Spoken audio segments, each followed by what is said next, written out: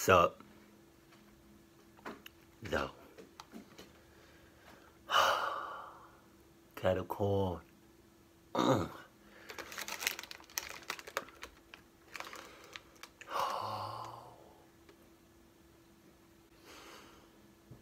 man.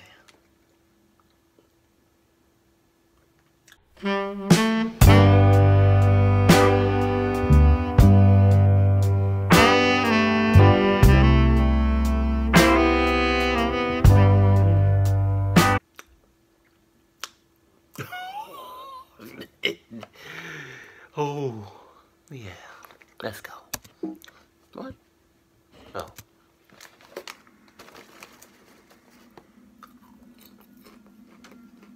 Okay. 3 months after I turned 16 in 2005, I got my first car, a '99 Toyota Camry.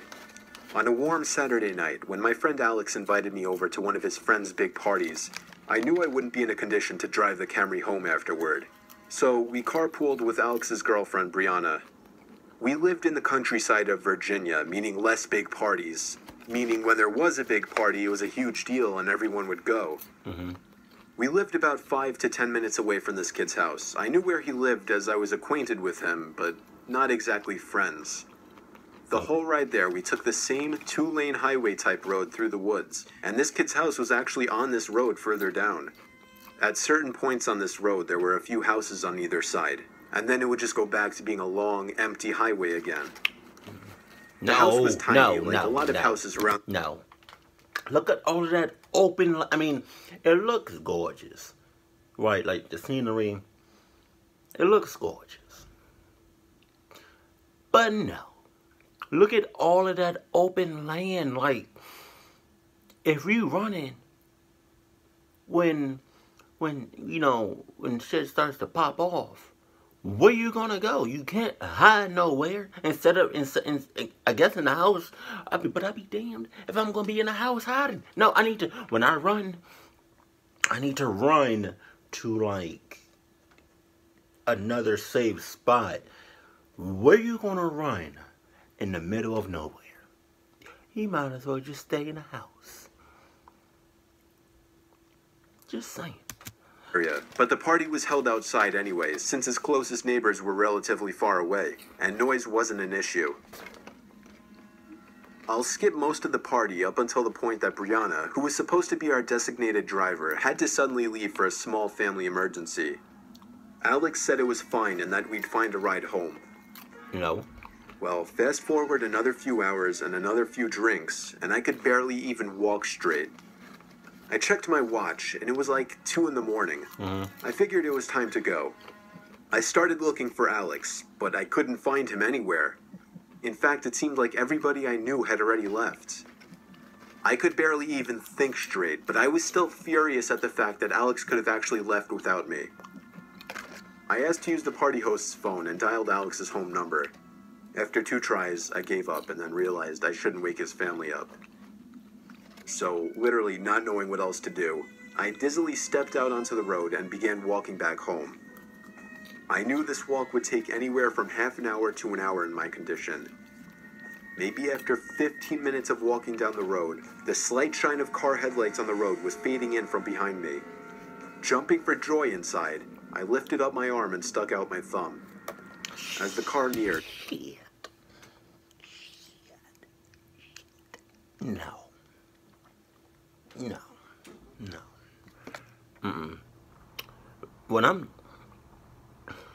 I think when I'm drunk, I'm cautious to a certain extent of, you know, like, to a certain extent, when I'm drunk, I'm cautious, to a certain extent, but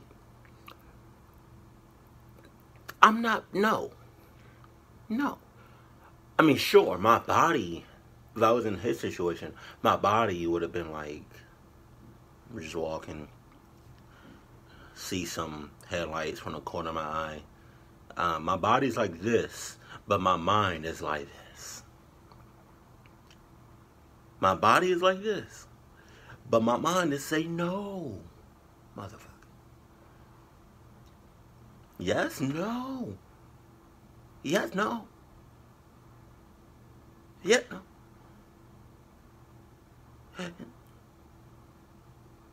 Yeah, no. Just saying, like, I'm cautious to a certain extent when I'm drunk, but like, yeah, I just saying, even when I had a couple drinks in me, I'm still, I still know, you know, the do's and don'ts. Like, I still know when to haul.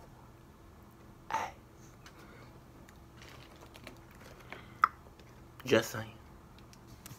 It slowed down and came to a stop right next to me. The man driving the '98 Ford Explorer rolled down the window and asked where you headed. I told him my house was just down the road and beyond a right turn, probably slurring my words beyond comprehension. He chuckled and told me to hop in. I thanked him and joyously hopped into the truck. I was exhausted, and I remember completely disregarding things the guy was asking me because I was so close to just passing out. And that's what happened. The memories of being in that truck turned to a fog, as I'm sure I passed out. Damn. You better have your guard up, bro. The next thing I remember, I woke up still in the moving truck. The guy looked at me and laughed, but didn't say anything. I looked around and realized the road we were on wasn't familiar. I nervously asked, where are we going? He then said, so what were you doing out this late anyway? As the man answered my very straightforward question with another irrelevant question, the sobering reality of the situation hit me. You can let me out anywhere, I told the man. The man responded with a firm no. I felt like throwing up as he said that. No, I really actually felt like I was going to throw up. I started to gag as I felt more and more nauseous by the second. The man took his eyes off the road to look at me, and that's when I thought of the perfect distraction. I turned in his direction as I continued to gag, and he started to kind of lean away and slow down the car. Thankfully, I drank as much as I did because I finally threw up and made a point of doing it all over the man's lap. Ew. The man yelled in frustration and stopped the car, and that's when I took it upon myself to run for my life into the woods and duck behind a few bushes. Okay. The man came following into the woods with a flashlight, and on 2 separate occasions, he shined the light straight over me without noticing. Eventually, I heard his footsteps walk even further into the woods past me. That was when I ran back to his truck, but unfortunately, he was smart enough to lock it. By some miracle, I saw another car approaching in the distance, and I ran out into the middle of the street, waving my arms like a lunatic. The car tried to avoid me, but I wouldn't let it. They were forced to stop, and I yelled at them to help me before they came back. Once I told them that I was kidnapped by the man who was driving that Ford Explorer, the driver agreed to give me a lift. I don't know about all that. I really don't know. Because if that just happened to you, what makes you, like, if that, like, hypothetically speaking, if that happened to me, what would make you think I would trust another car?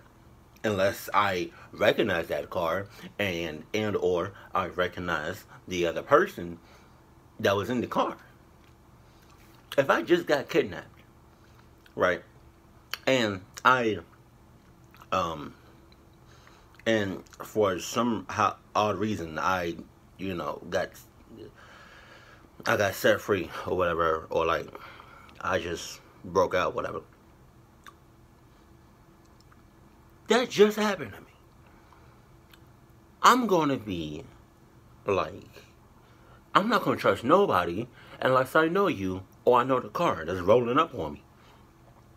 I'm not gonna trust another stranger if I didn't trust the first stranger. That makes no sense. That makes no fucking sense. Just saying. Not to the police station or anything, but to my house. I made it back safely where I couldn't thank the driver enough. Man. I immediately woke up my parents and told them. My dad wanted to know if I got his tag number. And then I felt like punching myself in the face. I failed to get the simplest information from the guy that would have allowed me to actually properly report him. All I knew was that he drove a faded blue '99 Ford Explorer. I made sure to give Alex a piece of my mind, and part of me always held a grudge against him ever since, just for abandoning me at a party without telling me. I haven't seen him in 4 years now, however, and this was actually the first time I even thought about this incident for almost a year now. As time goes on, even the worst of memories may start to fade. But after writing this to share with the internet, it's once again fresh in my mind. Okay.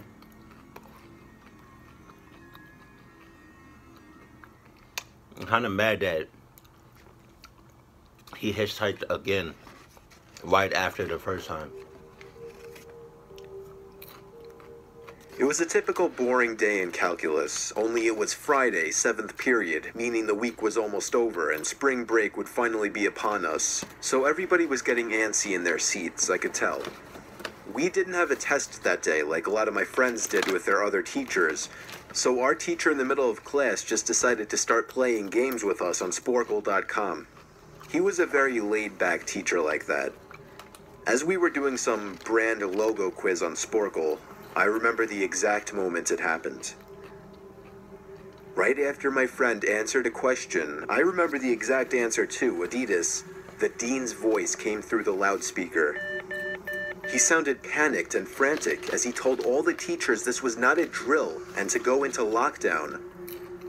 I actually got the chills, and I got goosebumps on my arms as our usually laid-back teacher too seemed panicked as he ran to turn off the lights and ushered us to the back corner of the room.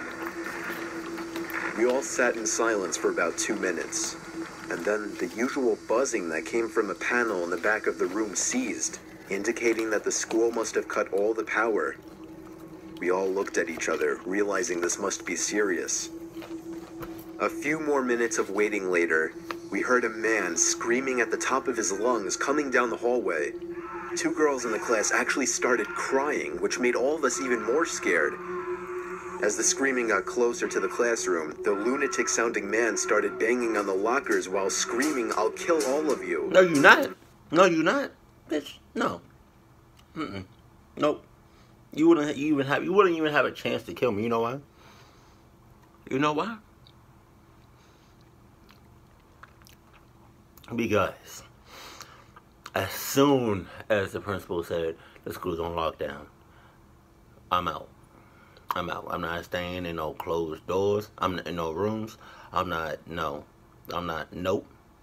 I'm finding my way outside the school, and I'm running to my house. That's it. This is why you always wear, if you have Adidas, this is why you always wear Adidas to school. Because at any given time, something can pop off.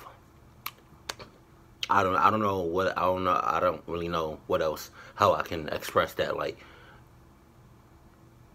even not even in school, like, as soon as you leave the house, anything could just pop off. Like, the second, I'm not saying this, like, God forbid, but the second you leave your house, boom, a bomb can go off.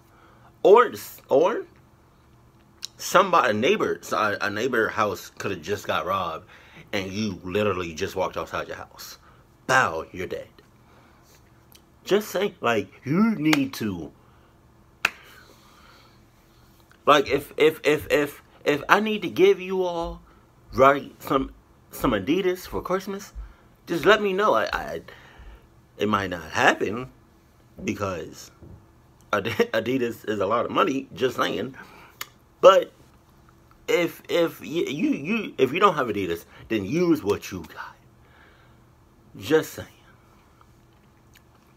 Cause I'll be damned if I'm gonna be locked in my school. No, nah, nope. No. It was at that moment that I started to fear for my life. My teacher shushed us as we all looked at each other to see our peers' reactions. The banging then moved from the lockers to our classroom door. And that's when one of the crying girls screamed no. Shut the hell up. The banging on the door only grew worse as the man started screaming, "Open up." Two of the girls in the class were crying out loud now. It felt like an eternity that man was pounding at the door. Oh my, I can't stand when people make noise when we're supposed to be quiet. Like, if I was in his situation and Ashley is right here next to me crying loud as hell, I would have been like, pretend this is Ashley. Pretend this is Ashley right here. She's crying. Ashley, shut the hell up. Please. Shut up. Please. Shut up. Please. You gonna get us all killed? Shut the hell up. Please. I can't. Oh, Adam. I'm tempted to just throw your ass out the classroom and let him get you. Cause you just as bad as Ashley. Just saying. Just nobody likes you, Adam. Nobody at all likes you. Nobody.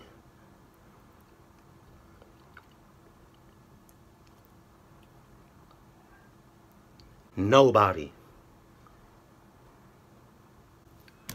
Eventually, he finally continued down the hallway, screaming like a mentally insane person, until we could not hear him anymore. I'd say 10 minutes later, though it felt like half an hour given the situation, the dean came back on the loudspeaker explaining the situation, which was surprising for him to do. He explained that some apparently mentally unstable person entered the building and assaulted the woman sitting at the front desk, causing her to flee the building screaming, and staff wasn't sure if the man was armed or not. Now, this was before the school had cameras or could afford proper security, so the school was wide open to something like this happening. Oh, shit. The staff had done a sweep of all the hallways and classrooms and couldn't find him, so the dean instructed the teachers to resume teaching, but to keep all the doors locked, and to not let any students leave for any reasons. What you mean?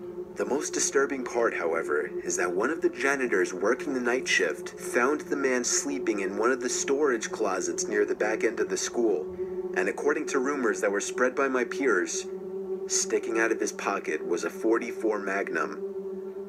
The janitor must have done something stupid to wake him up, for example, leaving the closet door open, because by the time a police officer could arrive on the scene, the man was gone. My entire class, as far as I know, to this day, has no idea if this man was ever found, but I like to think that right now, he's being given the proper help that he needs. The janitor and that crazy man, they was in cahoots. They worked together. You know them janitors don't be saying nothing. They just be quiet and be working. I'm 27 years old. I live alone in a rural town in Virginia, about 2 blocks away from my parents. My parents are both in their 60s, and my mom has become a very worrisome woman in her old age. Sometimes she walks over uninvited and lets herself in, since I had regrettably given her a key, which can get a bit annoying. Fucking up. Like, if I would be out really late on weekends at a bar or with women, I would sometimes come home to my mom sitting in the living room waiting, worried sick. The hell? I know you may just think, oh my god, that's crazy, why not just put your foot down and tell her to stop? Well, because you don't know my mom. Right. It's very hard to describe her, but she's the kind of worrisome, innocent little lady that you just can't bring yourself to go against. And I hate to mention, she also has mild dementia. Anyway, this was Saturday night. I think it was around 2 in the morning. I was at a nearby club with a group of college friends, really the only place to hang out in this boring town, and I was getting ready to head home.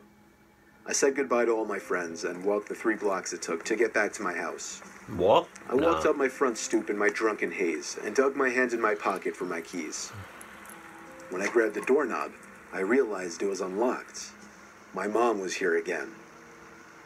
I quietly opened and shut the front door, locking it behind me. I put my keys on the kitchen counter and found a note written in my mom's handwriting saying, "You forgot this at our house, next to the box of half-eaten cake my parents didn't want." I didn't see my mom anywhere, so I assumed she must have gone upstairs to sleep in the guest bed until I got back, which is something she would commonly do as well. Then I heard footsteps upstairs, confirming it, and that's when I sighed once again. 27 years old, almost 3 in the morning, and she still has to wait up and treat me like a child. I ran upstairs to check the guest bed, empty, along with all the bathrooms. I was afraid Mom was having one of her episodes due to her condition, so I ran to the phone to call my dad. After 4 rings, my dad picked up in a groggy voice, asking what the hell is the matter. After I told him that I heard Mom wandering around upstairs in my house, there was a short pause, and then he said, "That's not possible. She's sleeping right next to me." Oh! My mouth fell open as I turned my head to face the dark upstairs, and just barely by the light provided by the kitchen, I could see a head peering around from the corner at the top of the stairs, looking down at me. Woo! I screamed into the phone as I ran out the front door and down the street to my parents' house, explaining to my father on the way. About halfway there, my dad told me, "All right, I'm going to call the cops," and hung up. I made it to my parents' house, where my mom was already waiting at the door, worried sick. My mom explained that she did come over to clean my kitchen a little bit and to bring over the cake they didn't want. 2 police cars pulled up in front of my parents' house, where they escorted me and my dad down the street to my house. 1 officer stayed outside with us, while 2 others went inside to investigate. It felt like 15 minutes before they came back outside and said it was clear. They checked the crawl space, the attic, everything. There was really nothing for me to report, other than the door was left unlocked and I saw the outline of a head upstairs before I ran for it. Still, I didn't feel safe sleeping in there that night, so I went back to my parents' house. Me and my dad are certain that my mom simply forgot to lock the door when she left, as her memory has been getting worse over the past few months. My dad has been stopping her from coming over alone from now on, which makes me both sad but also relieved. Some nights, I still get paranoid that whoever was in my house that night never left, and is still hiding in here somewhere.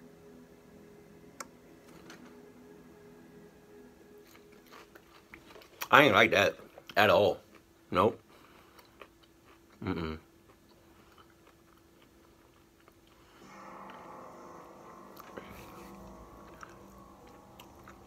Okay. My name is Ethan, and I'm a photographer.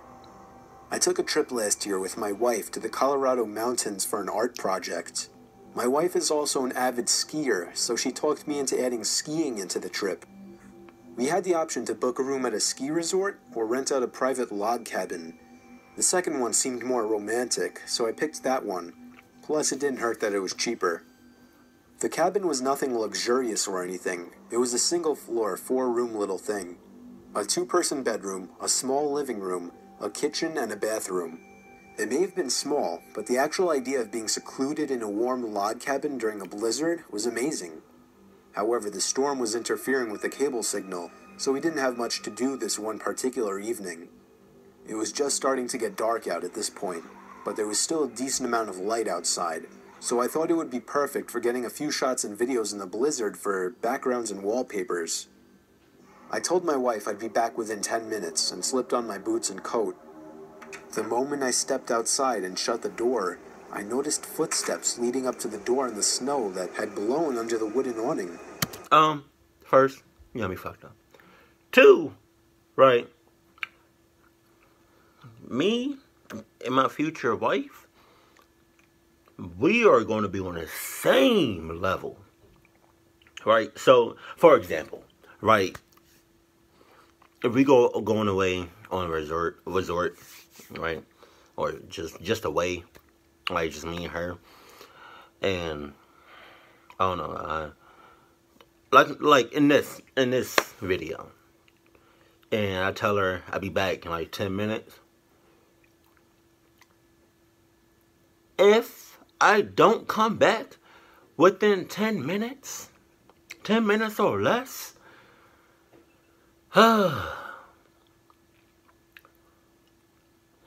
baby, you run. Forget me, forget all of this, and just run.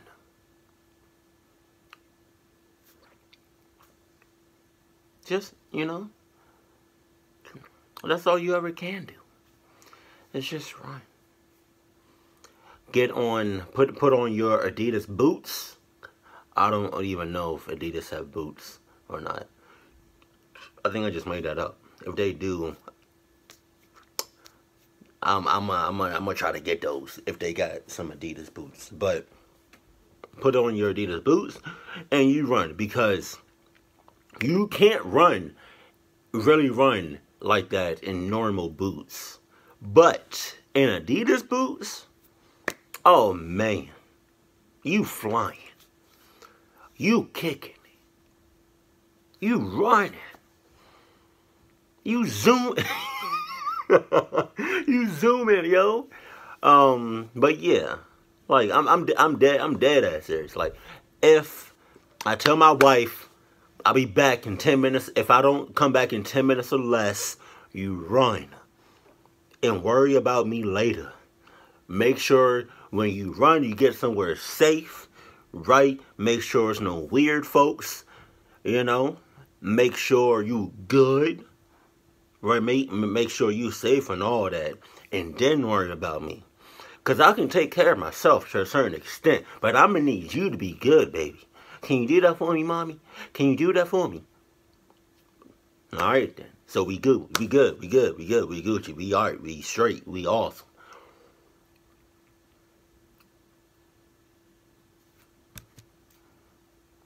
Okay, that was awkward because I thought I pressed the play button and it didn't play. So here we go.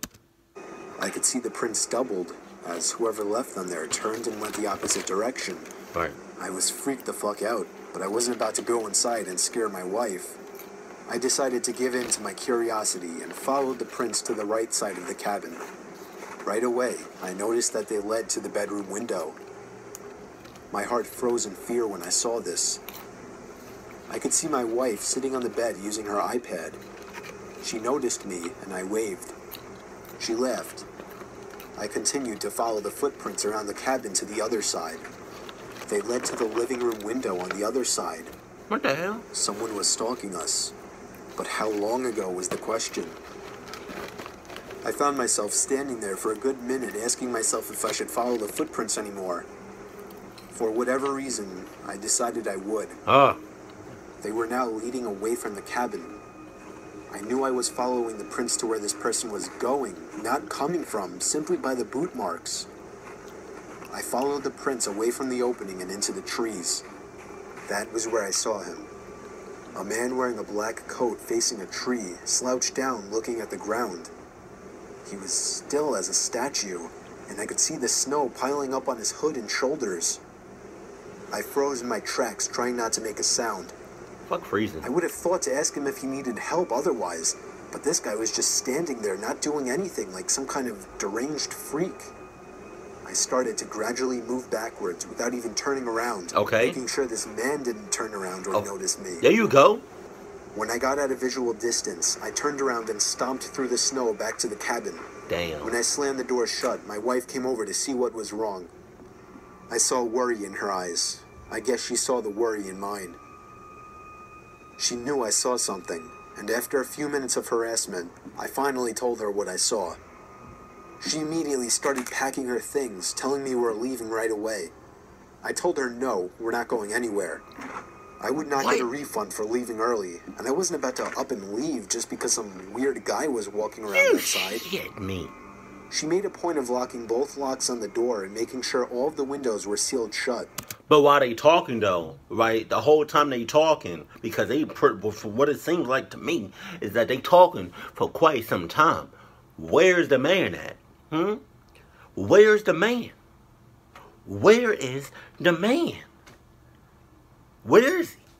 Because for all you know, because both of y'all took your eyes off the man. The crazy man. For all we know, for all you know, he could be gone. He could be out of here. Or he could be right in the house. But you took your eyes off him now. See, what you needed to do, what you should have did was, right, when you was backing up and you still had your eyes on him, keep your eyes on him, but still backing up, right, never take your eyes. You should have never took your eyes off that person, because that's where the bullshit, that's where everything just came downhill. That's when you was starting. See, now I'm starting to get agitated now. Like, you starting to piss me off. I'm not even finished with this story, but I can already see where this is going. Right? This is what you should have did. Lights. Because your eyes need to be on him. On him. Like glued on this crazy person that came out of nowhere. Your eyes need to be on him. So I'm gonna be like this whole time. Watch me. Y'all, watch me. My eyes are glued to him. Lights, camera, action. Scene. You walk, you noticed him. Oh shit. Oh snap. Okay, that's the man. Let me back up. Back up, back up, back up, back up, back up. Baby. Baby. But yeah, get your stuff. We gotta go. I know I know we literally just got here about 2 minutes ago, but we gotta go. ASAP. It's okay. I'll pay for it. I'll pay for everything. Refund and all that. Okay, we just gotta go. Okay, grab your stuff and let's go. Don't ask no questions. Please don't ask no questions because we don't got time for that. We don't. I'm gonna explain everything on the way back. Baby, come on. Let's go. Please. Okay. Yeah, okay, hurry up now, please. Alright, get in the car. Don't worry about who that is, because I don't know who that is. Don't get in the car. Thank you for shutting the door. Right. Start it up. Okay. Alright. Where is it? Where's the handle? Alright, I'm in. Okay. No. Okay. Stop. Okay. Alright. Don't close the door. I'm inside. Baby, go. You see how I never took my eyes off of him? You saw that, right? Never took my eyes off of him. But you did. Both of y'all did. But let's see where this is going. Because I know exactly where this is going. I think. I don't know. He could be in a house. Or he's somewhere close. I don't know. Let's go. For the rest of the night, we read stuff on our iPads. I reviewed the pictures and videos I had taken so far. We turned out the lights early, as there wasn't much else to do. How are y'all still... What if he's still out there? I remember my wife asking me. There's no way he's still out there, I then assured her. Yeah, because he's inside. Listening to the wind blowing outside, along with the small flakes of snow hitting the windows, was strangely relaxing. And I knew I'd be able to fall asleep quickly. Except if it wasn't for... I'm not... Don't... The knock at the bedroom window. We were both still awake, and we both knew it was a knock from a person. I ushered my wife out of bed and out into the living room without turning on any lights.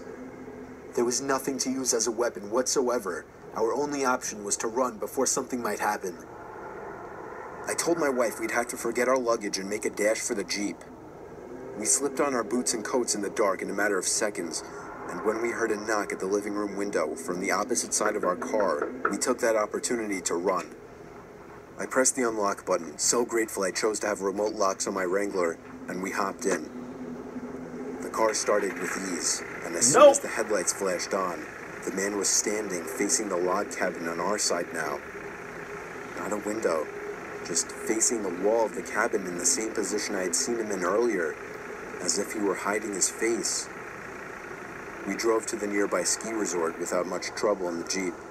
We stayed there for the night and went back the next day to the log cabin to collect our things we left behind. He wasn't there. Why would you even go back? You should have just took all your personal, like your phone, your wallet, and your keys. That's it. Like, you can buy clothes. This story took place about 5 years ago on Christmas Eve night. It was around 1 in the morning, and I had just finished placing presents under the tree. I went upstairs to brush up and everything, then came back downstairs to the kitchen to get a glass of water before bed. My son Jake, who was 4 at the time, was standing by the stairs leading to the basement. I asked him what he was doing up so late. He pointed down the stairs and said, "Santa." Santa I picked my him up and ass. carried him back to his room. I took a glass of water and went to bed. I woke up around an hour later to my son running down the hall outside my room. I sighed and got out of bed. As I was going down the stairs, I saw Jake by the tree looking at presents. Then he ran past me into the basement stairs again. He pointed down the stairs again. This time I looked down the stairwell, and my heart dropped as I saw a black figure sitting on the bottom step. I almost screamed, but I somehow held it in. I pulled my son quietly away from the basement door and closer to the front door of the house. I moved my hand away from my son's mouth to reach for the lock in the doorknob. I tried to pull the door open as quietly as possible, but it was pointless. The squeaky hinges let out the usual ear-piercing screeches, and I cringed in my mouth and eyes as I did. Suddenly, there were heavy stomps coming from up the basement stairs. I screamed and pushed open the storm door and practically threw Jake outside. I shut both doors behind us and we ran to the neighbor's house. I rang the doorbell as fast as possible, probably 30 times before they answered. After that, we went inside and stayed there and waited for the police. Whoever that person was gone, though, as determined after the police conducted a thorough investigation of the house. I ended up lying to Jake, telling him that actually was Santa Claus, but a few years later, he remembered the incident and became a little more wise to what actually happened.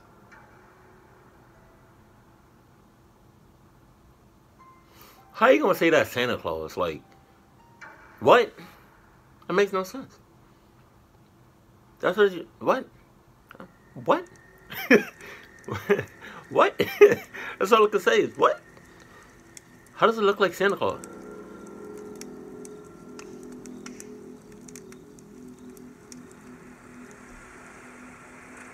When I was a kid, my parents would sometimes bring me down to my aunt and uncle's place to stay for the weekend. Mainly, I'd spend time playing with my two cousins who were around the same age as me. They lived on a small farm with plenty of open space, and we could run around doing pretty much whatever we wanted. If we thought we could get away with it, the three of us would sometimes cross over to the neighboring farm about half a mile away. It had been abandoned for decades, with a scattering of derelict buildings and other structures still standing on the property, just begging to be explored.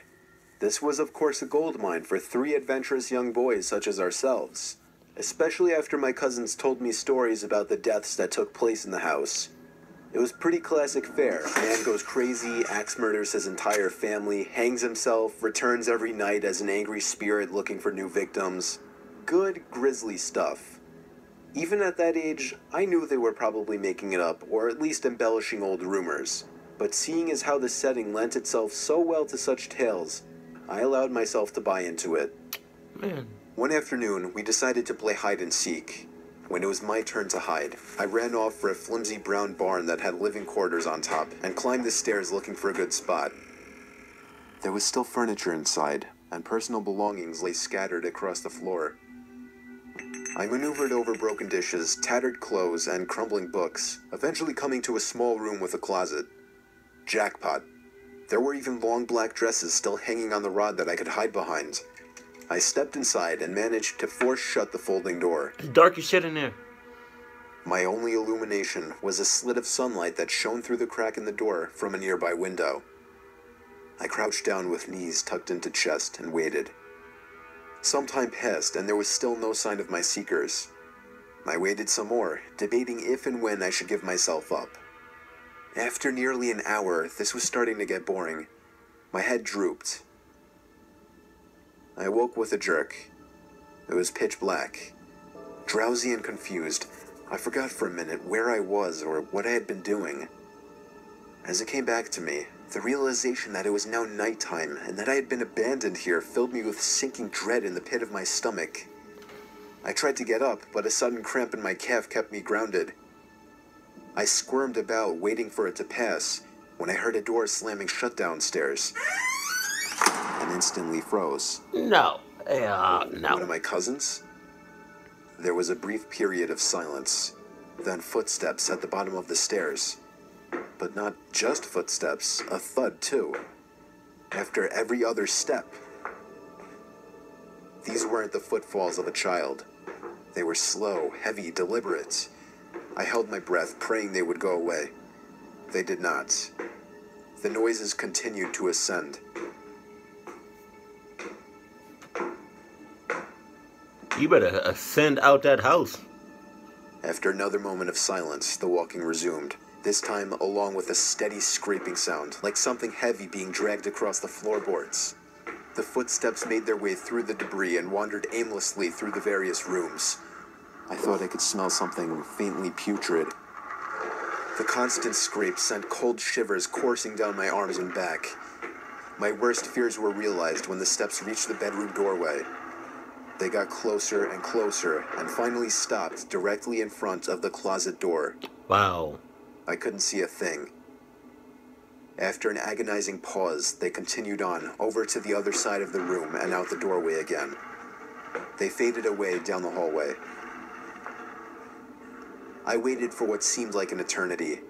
There were no more sounds now, and I was trying to build up enough courage to open the door and flee. 3 things happened simultaneously just then. I was bombarded with a smell I can only describe as fresh roadkill. I heard raspy breathing behind me in the dark closet, and I felt hot breath against the nape of my neck. That was enough for me to hurtle myself out from the confines of that nightmare space, relying on memory and scant moonlight to navigate through the darkened house.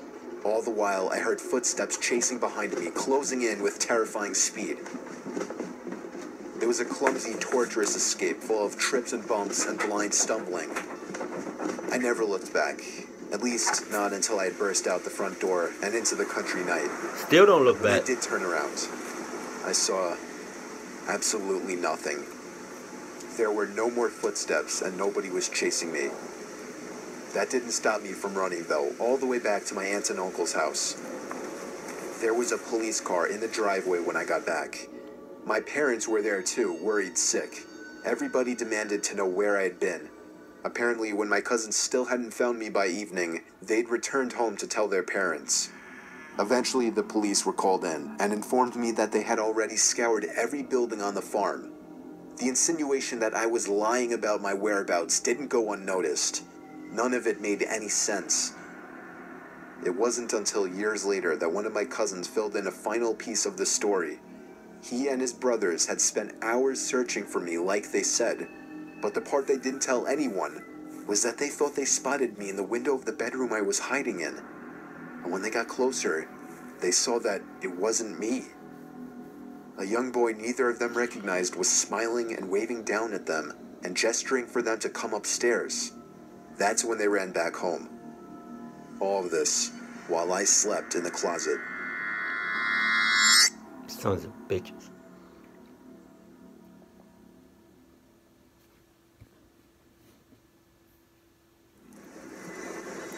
Ah, here we go. Mate. Ever since I can remember, we've always had one of those old vintage Parker Brother Ouija boards sitting in our closet collecting dust. When I was a kid, I always wondered what it was. From the box, it seemed like a horrible board game, until one day I found out what a Ouija board really is, and immediately dug it out of the closet. I insisted on my brother trying it out with me, and eventually got him to play along. Both We put y'all. our hands on the planchette, and I began asking the typical cliche questions like, is there anybody there? And, can you answer me? Other than my brother jokingly moving the planchette around to imitate an answer from some kind of entity, there was no real response. After getting bored, we put the game back in the box. I did a little research that night to find out how to make Ouija boards work. Wait a minute. You doing that shit backwards. You're supposed to do your research before you play the game. And I didn't like the fact that the older brother was he was playing with him, because even though it's a game, you should not be playing around with that at all. At all. Like, it's not a game. Like, I mean, yeah, it might be a game, but it's not like, you know, it's a real life game, I think. You know? But You don't like if you gonna play that, if you gonna play the Ouija board game, like I don't want to say you should be like playing around with it. Like if you're gonna do it, then do it. But like if you gonna do it and just be like, I don't know how to explain it. Like if you're gonna do it seriously. Don't be playing around with it, because either way, if you're playing around with it, right, just cause and you curious, or if you playing around, or like if you playing it and you dead serious about the game, either way you gonna get your shit fucked up. But I'm just saying, I would rather you.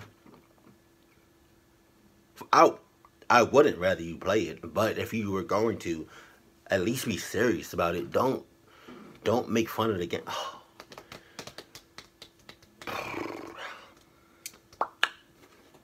Popcorn.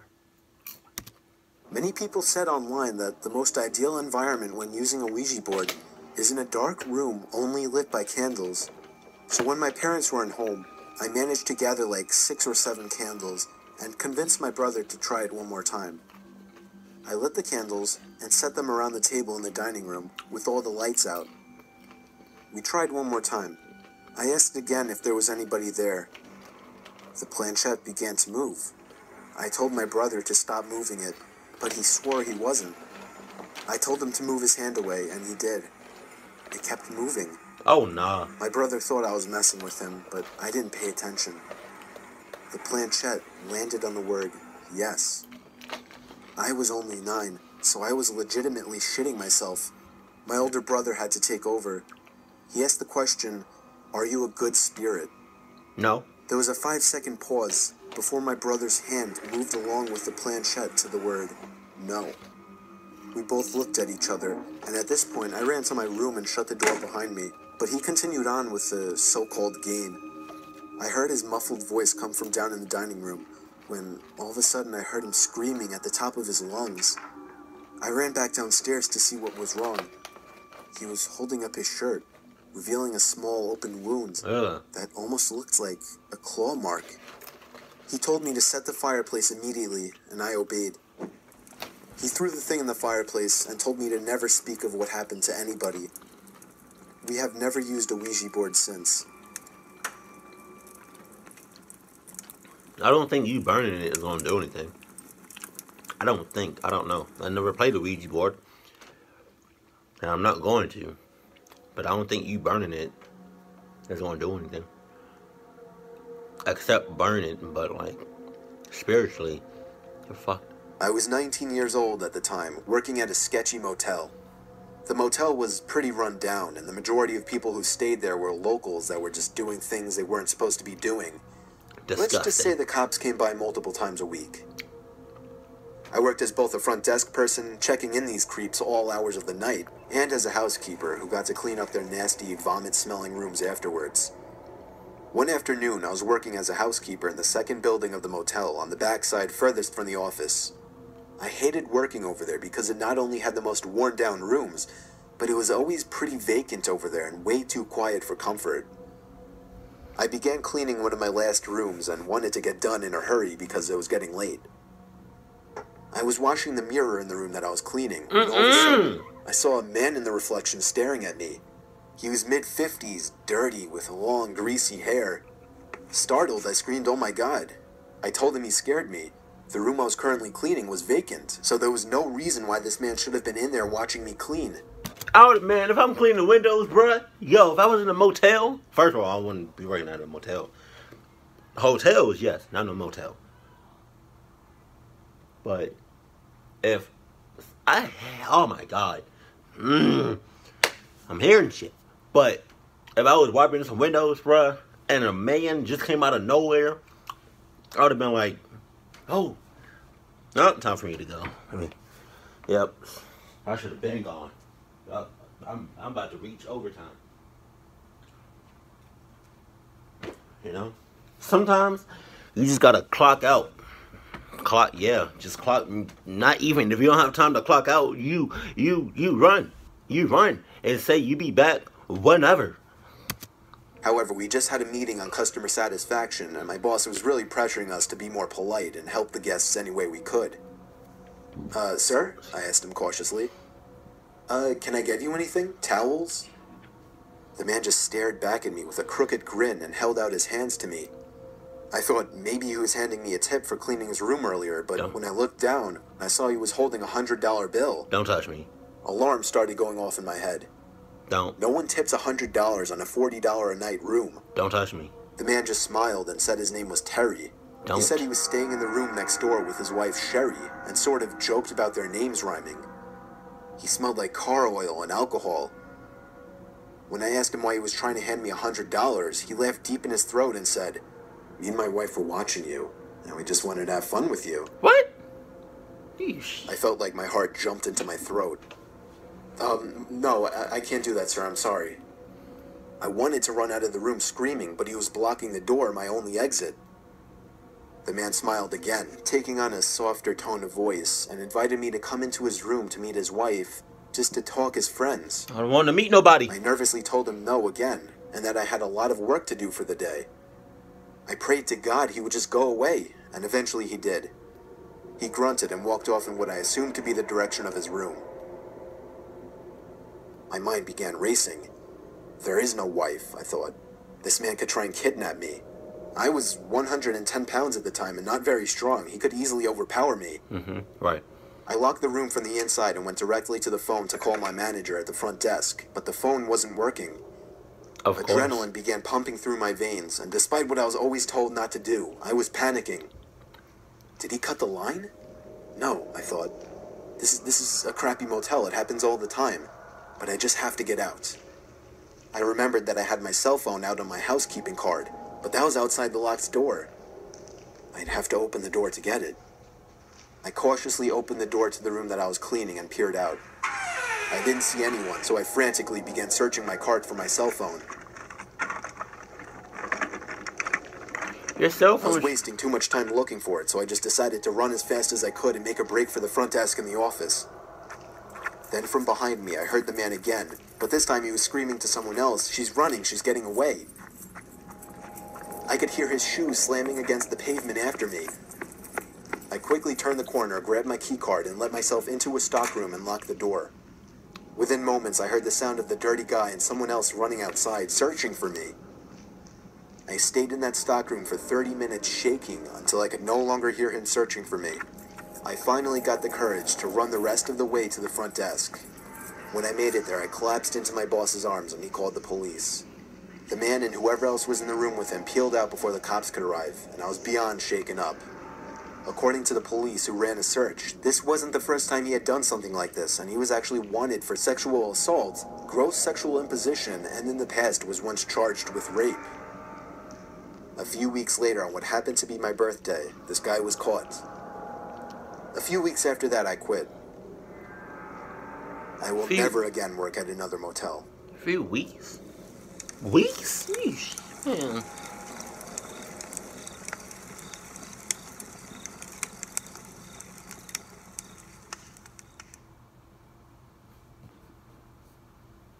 I'm not gonna lie, I low-key like these animated horror stories. So, if anybody in the comment section, right, if anybody out there, if you all can, like, tell me other animated that's not Mr. Nightmare videos, or, like, voiceover, it's not his voice. If, like, somebody else has a, like, you know, yeah, somebody else has, like, animated horror, like, original content, you know, that'd be awesome. Because like I said, I low-key like these animated horror stories. So, if anybody can let me know about some other, you know, animated horror stories that, you know, I haven't seen before, please let me know that. Because I really enjoy these. But I forgot. The one where they was in a cabin while it was snowing and they saw that creepy man out there. You shitting me. You ever got to be shitting me? Like, that's like rule number 1. Like, if you see somebody outside, right? And you know you're the only one out there, or it's like, it's not really that many people out there, and you see a creepy person outside your house, you don't ever take your eyes off of him or that person, male or female, right? You just don't. Like, I've seen way too many. You either learn not to take your eyes off of people, like creepy people. Either you learn that either like with common sense,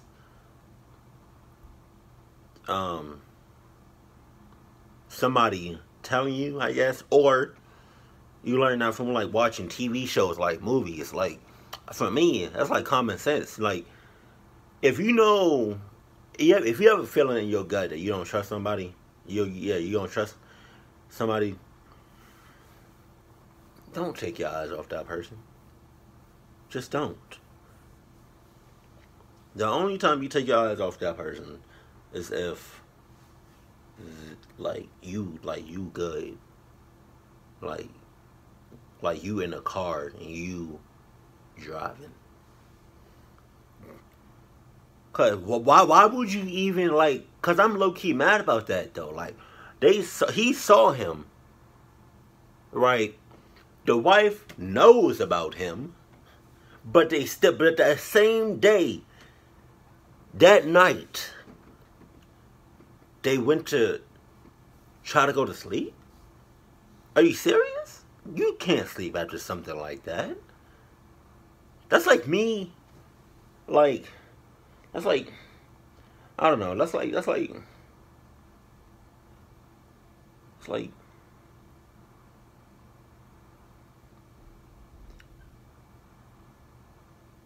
me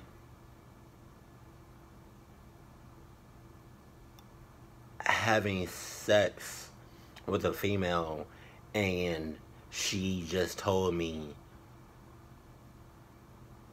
that she has kids. Like, I do not mess with that.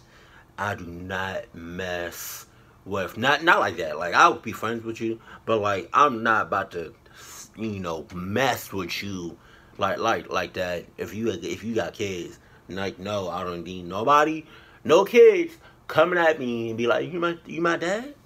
Are you my father? No, motherfucker, I'm not. You better go on. So you better go on with that bullshit. I'm not.